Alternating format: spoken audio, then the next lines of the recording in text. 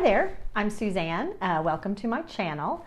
Today I'll be talking about my favorite books of 2018. I wanted to narrow it down to a top 10. I couldn't do that, so it's a top 11. Some of them have been published in 2018. Some of them were published long ago. So let's just get started. They are in no particular order, and I'll just tell you a little bit about them as we go through. The first book on my top 10, top 11 list is Scythe by Neal Shusterman. This is a young adult book. It's a dystopian, and the premise is the world has gotten to a point where there's no natural death. So an order of people have been chosen to be scythes, and their whole role in the society is to basically cull the population so that we don't get overcrowded. It follows a couple of young people who become scythes, and I just love dystopian young adult fiction anyway. I love Hunger Games. This was just, I thought it was really well written, and if you like, especially if you like young adult fiction and you like dystopian fiction, it's a good pick.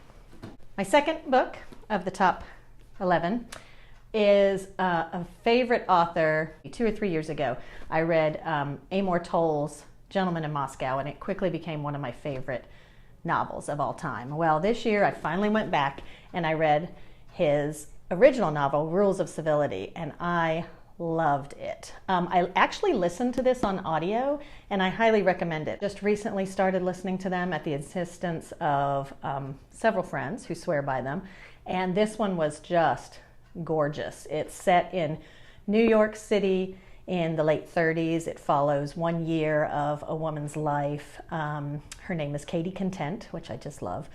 The atmosphere of New York in the 30s is just fantastic. The the dialogue is just, I think, really probably true to the time period, and it's just fantastic. So that's Amor Towles' Rules of Civility. Nonfiction, Atul Gawande's Being Mortal. This I read for a book club that I'm in that actually alternates fiction and nonfiction.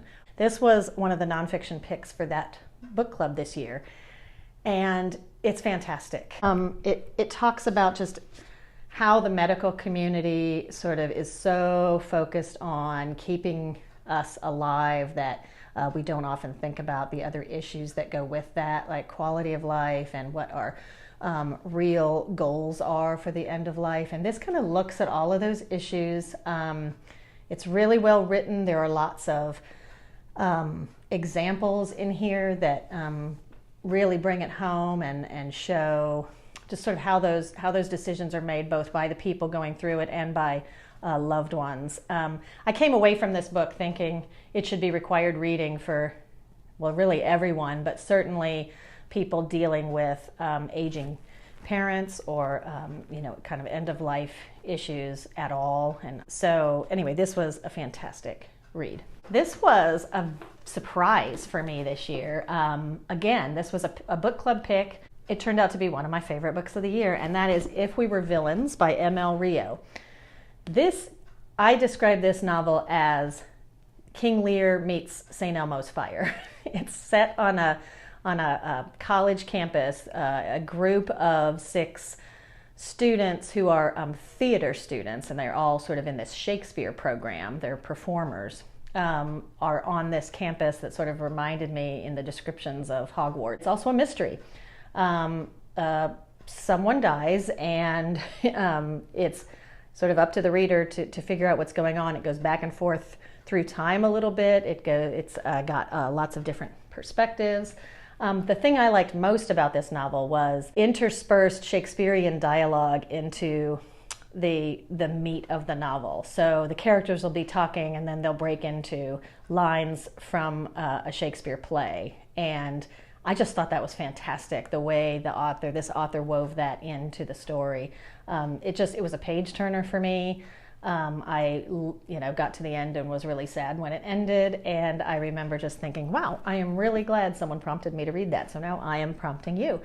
If We Were Villains by M.L. Rio. Number 4.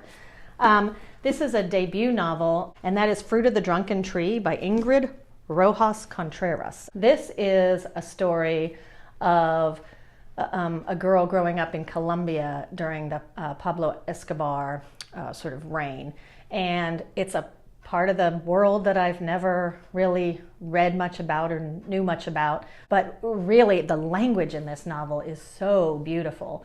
It's basically it tells the story of two girls, one being a very privileged person in Colombia at this time, and then one being very working class, living in the slums of Colombia, that she goes to work for the richer family, and it kind of tells about their friendship, how it blossoms, and the loyalty that they form for each other, and it's just beautiful. Dear Fahrenheit 451, Love and Heartbreak in the Stacks, written by Annie Spence, and I love this because it's like letters from a snarky librarian.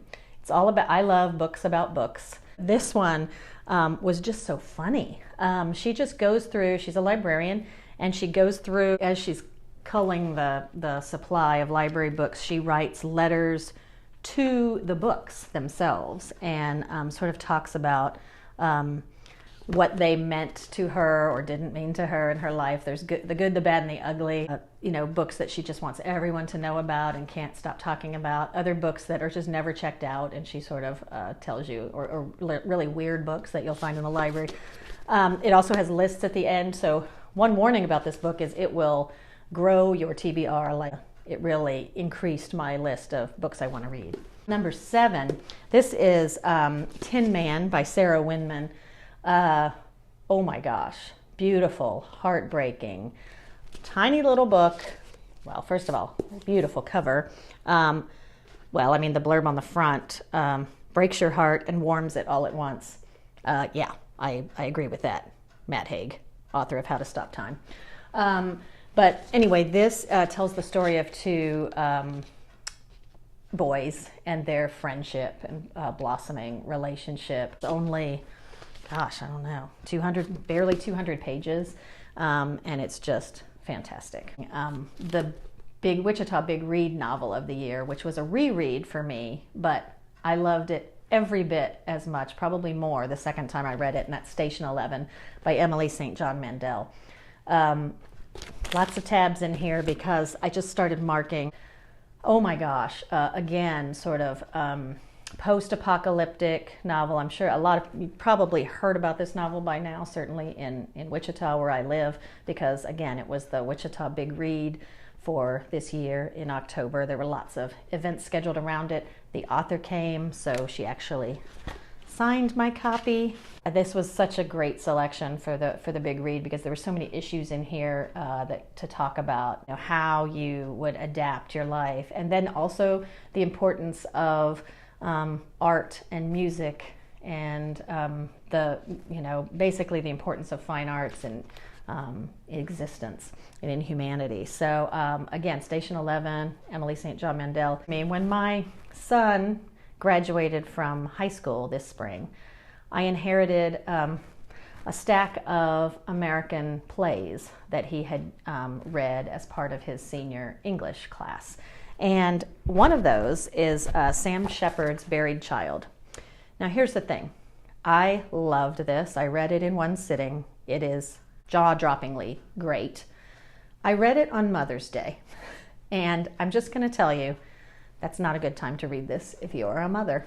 Just a hint. I don't read many plays, but this one, the characters in it and what they're going through, and I just really adored this play, and it makes me want to read more Sam Shepard.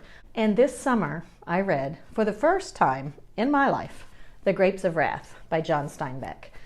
When I was talking to people about this book while I was reading it and after I read it, people would say, oh, I read that in high school and I didn't really like it. I just adored this book. It's obviously the tale of the Joad family making their trek from Oklahoma to California during the Dust Bowl. The way Steinbeck alternates chapters of just sort of description of the scene and the landscape at that time, and then plot of what is actually happening to this family is wondrous. I couldn't help thinking, yeah, if I were, just sort of an average, teenage reader having to read this for school, I would probably, have given up on it more quickly. Scenes of, the car breaking down and the different parts they have to find for it. But I don't know. It was just, how some books are, when you read them, it's just, you're in the moment and it's just perfect. It is one that I got to the end of and immediately thought, I really want to read this again sometime. Oh, and the other thing, the ending of this novel, oh my gosh. I did not have it spoiled for me somehow in my life, and I'm so glad because the ending is astonishing. Lastly, what I consider my favorite novel of the year, although all of these are fantastic and I hate, picking a favorite. But if I had to, my choice for my favorite novel of the year is A Place for Us by Fatima Farheen Mirza. This is the story of a Muslim Indian American family. It looks at sort of their life and their relationships with each other in America as they deal with any number of things, including the aftermath of 9/11. The novel starts at the scene of the oldest daughter's wedding, and you know that there's an incredible tension there because the oldest daughter is wondering if her brother is going to show up, that he's obviously been gone for a long time, and there was obviously something that happened to, sort of tear that relationship in some way. So that's where it starts, and then it goes back and forth through time and different perspectives, and you get such a incredibly round picture of these characters. You grow to really, if not love them, at least appreciate where they're coming from and the different trials that they go through in their personal struggles. And it's fantastic. The author of this novel is apparently 27 or was 27 when she wrote it. I am amazed and impressed. I cannot wait to see what she does after this. But I just, again, loved A Place for Us. So that's my favorite books of 2018. I hope you enjoyed this video. I'm going to hope to do more videos like this as next year rolls around, but I wanted to sort of start off with my favorites of this year. So thank you very much. Bye-bye.